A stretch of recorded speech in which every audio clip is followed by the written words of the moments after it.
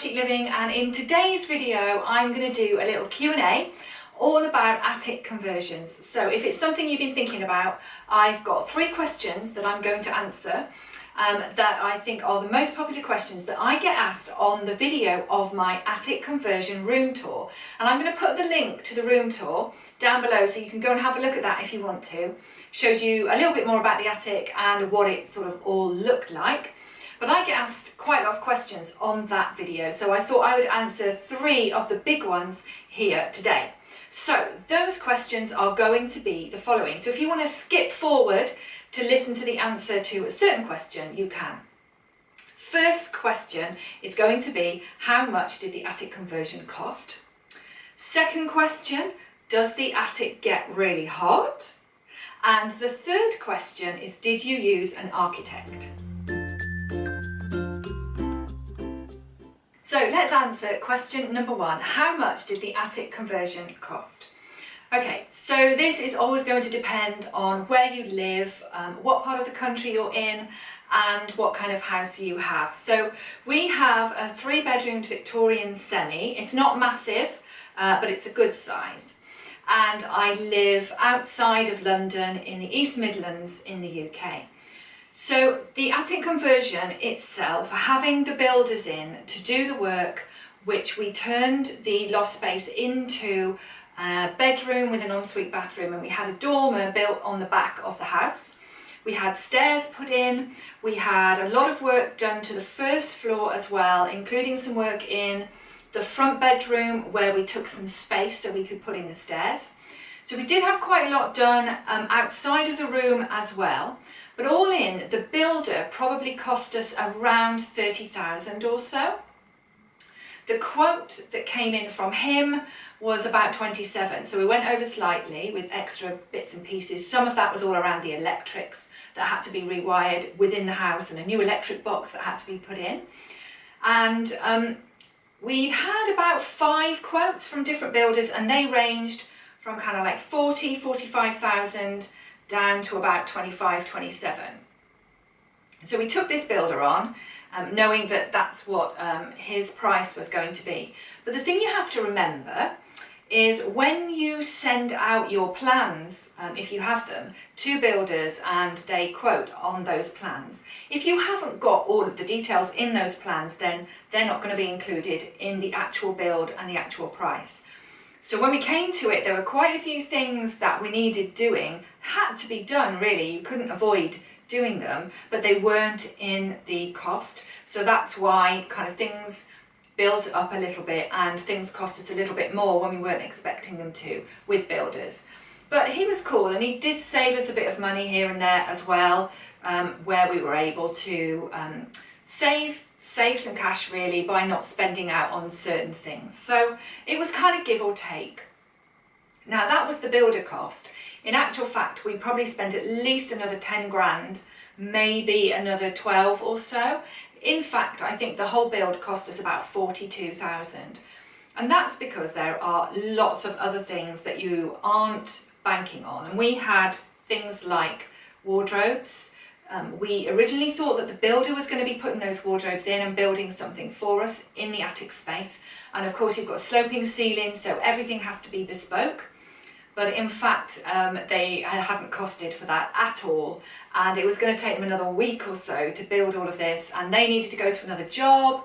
So what we did was we got a private company in to build bespoke wardrobes for us, which cost about £3,000 actually. So, you know, it's quite a big deal. If you're going to do a bedroom in the attic space, think about that. Now, of course, I'm a blogger, so I'm really lucky, and I do get given things and sent things for review that go up on my social media and on my blog as well. So we did have quite a few things for the attic. We had all the blinds that are in the bedroom. We had the shower, a lovely shower that was put in. And what else did we have? Oh, a bed as well. So quite a few things. I was very lucky. So I was able to kind of not have to spend money on those things, and we were able to spend the money on something else. So I think you know, you can really balance it. It's up to you how you spend your money. Spend it in some areas, save it in others. But I think definitely you're probably looking at least a kind of £30,000 cost outside of London. I would imagine in UK and London, it's going to be more. And then of course it depends on the kind of finish that you go for as to the actual price in the end.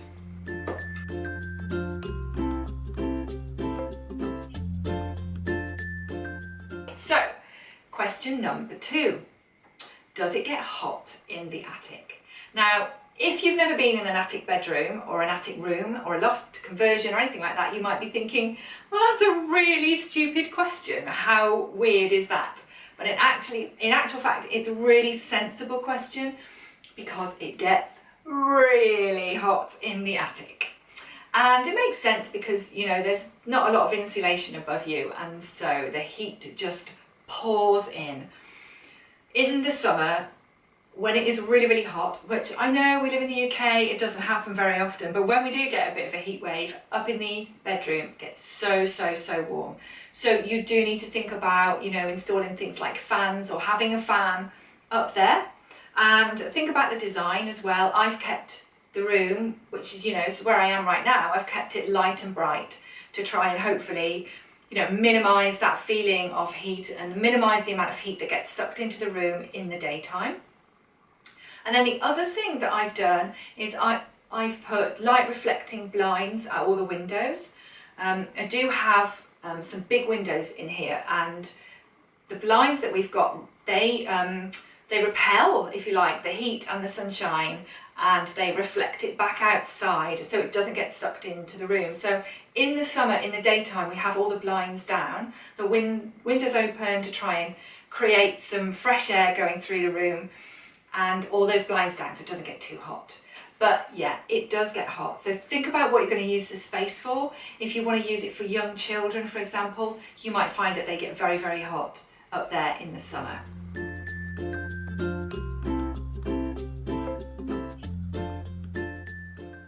Okay, so question number 3, did we use an architect? Well, the quick answer to that is yes, we did.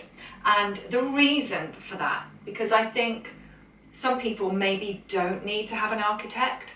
Certainly if you've got a room that has some stairs up to it already and you want to turn that into a better, more usable space, then quite likely you don't need an architect, and you can get a builder straight in and they'll come and do the work for you. But if you want something a little bit more detailed, more in depth, has more design sort of elements to it, then I would highly recommend getting an architect. And so we had one who was recommended by a neighbour, and he did 3 sets of plans for us initially, sort of 3 different ideas on what the space could look like, how we could use the downstairs space to get the stairs up to the attic, and then what that meant for the rest of the space that was left here in the attic room. So once he'd done those 3 plans, we were able to decide which one we wanted in more detail, and then he drew up detailed design plans which we then signed off. It took a little while. I think it probably could be done quicker, and certainly you should be looking, I would think, at about 6 weeks or so to get those plans drawn up. Those plans are then sent out to tender to a set of builders. Our architect sent them out to 5 different builders, building companies, and we got all those prices in. The architect cost us about £1,000, maybe a bit more, 1,200, for those 2 stages, and we could have employed him as well for a 3rd stage where he would have done project management of the build and managed the builder for us. We decided to take that on ourselves, and I think, you know, you need to be confident that you are going to know what they're talking about, and that you've got the time, because they are going to ask you a lot of questions and want very fast, very quick answers. And to be fair, the architect was still available, and he did come round and look at the build once or twice when the builders had quite technical, detailed questions. We didn't ask him to do that, the builders contacted him directly. So I think we were really lucky. He was a great architect and he did a fabulous design for us. So I think, you know, talk to your neighbours, talk to anyone else who's had something similar done, see what they've done, but definitely investigate getting an architect if you want something that's maybe a little bit different as well. So those are some of my answers to the frequent questions I get asked about attic conversions. If you want to go and see my attic conversion room tour, go and have a look, the link is below. And if you like this video, please like it and subscribe, and I will be back soon with some more. I'll see you guys, bye!